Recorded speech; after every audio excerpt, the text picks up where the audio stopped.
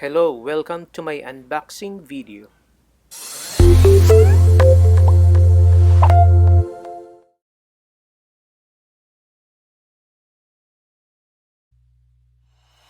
This is the unboxing video of Philippine Airlines Boeing 777-300ER in 1:200 scale diecast model produced by Gemini Jets under their Gemini 200 label.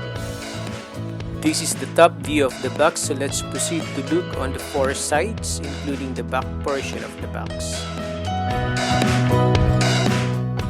The first side of the box shows the Gemini 200 logo and the website address of Gemini Jets.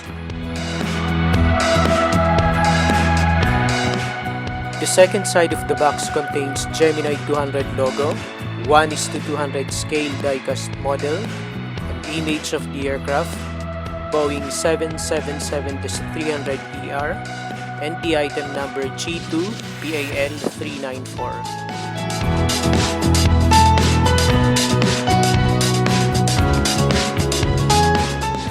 The third side of the box contains the logo of Gemini 200, a title Adult Collectible Model, and a warning that it contains small parts not suitable for children under 14 years old, and the barcode.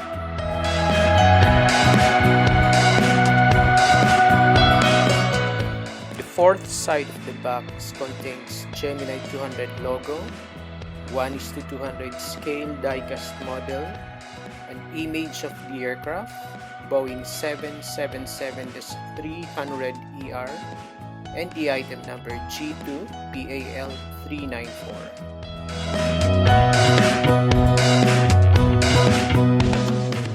The back portion of the box also contains the Gemini 200 logo and other relevant information pertaining to the features of the aircraft model, Facebook address of Gemini Jets, and Boeing's official license logo.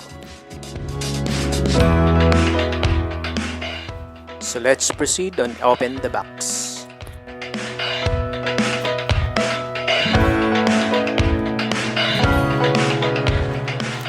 The item is protected by another cork packaging.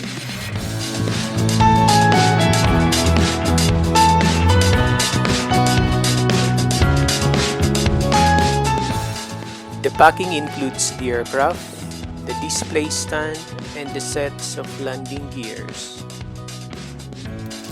So these are the sets of the landing gears with 14 wheels. These are the wheel well covers if you prefer the aircraft to be displayed in flight position. This is the display stand made of polished wood and Gemini Jets logo printed at the back with metal steel holder.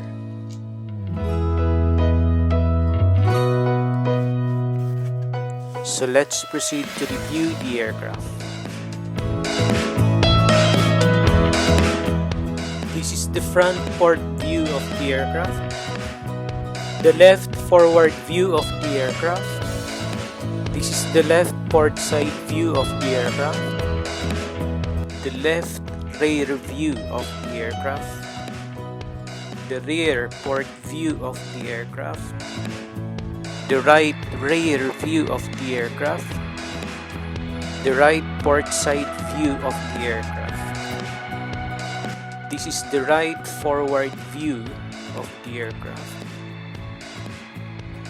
On the left port side of the aircraft are the two forward left cabin doors with detailed markings, and the huge Philippines title crossing along the number 2 left cabin door. Also beneath the number 1 and number 2 left cabin doors are the technical detailed markings clearly visible. This is the number 3 left cabin door over the main wing. This is the left ultra-high bypass General Electric engine of the aircraft, GE90-115B. The number 4 left cabin door on the mid-rear section of the aircraft, and the Boeing 777-300ER marking. The airline registration RP-C7776 with number 5 left cabin door and the Philippine flag marking. And the airline's tail logo. This is the vertical fin and horizontal stabilizer of the aircraft. Also clearly visible is the auxiliary power unit or APU exhaust outlet. On the right port side view of the aircraft, clearly visible are the two forward cabin doors with detailed markings and the huge Philippines title crossing along the number 2 right cabin door. Also beneath the number 1 and the number 2 right cabin doors is the forward main cargo hold and the other detailed technical markings of the aircraft. The number 3 right cabin door is over the main wing. The right ultra-high bypass General Electric engine of the aircraft, GE90-115B. The number 4 right cabin door located on the mid-rear section of the aircraft and Boeing 777-300ER marking. Beneath the Boeing marking is the rear main cargo hold section and another small cargo hold beneath the airline registration. Another airline registration RP-C7776. The number 5 right cabin door and the Philippine flag marking. And the airline's tail logo. On the top section of the aircraft, clearly visible are the technical markings including the first cut here in emergency marking, the overhead red beacon light, the second cut here in emergency marking, the navigational antenna, the third sign cut here in emergency, another 2 antennas, the fourth cut here in emergency marking and another 3 antennas. The forward section of the bottom fuselage shows the forward nose landing gear extension doors, the nose gear area, and a technical access marking.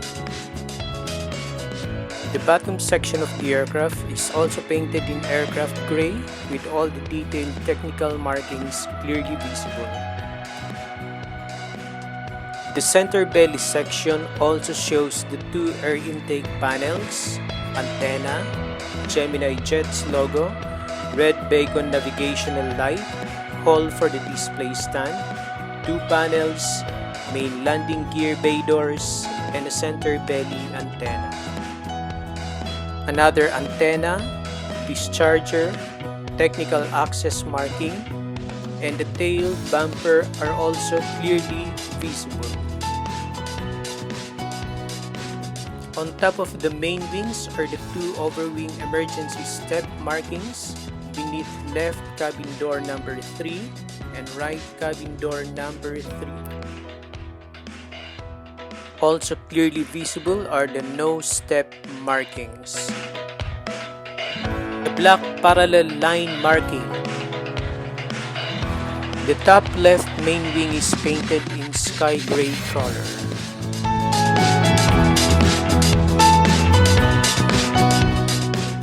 Also visible are the left wing ailerons, fuel jettison, and the right wing tip with its red navigational light and white strobing light.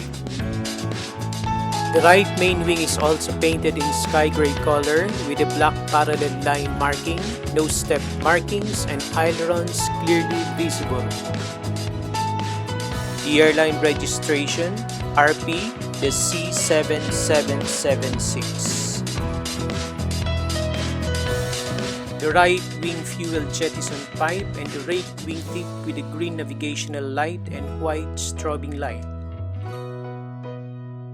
The bottom side of the main wings are also painted in sky gray color with 3 flap extenders on each wing cased in elongated cones.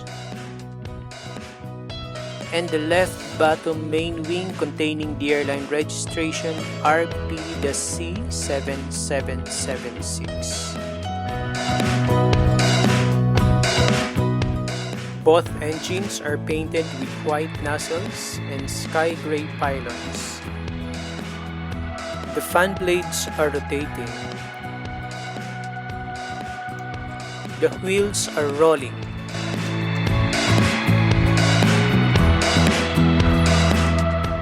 The nose gear can be twisted.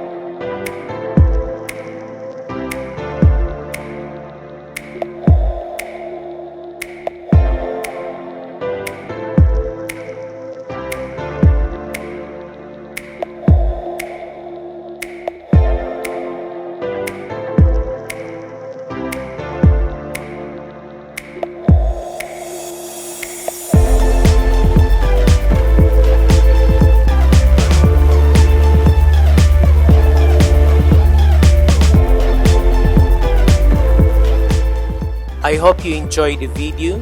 Please share, like, and consider subscribing to my channel.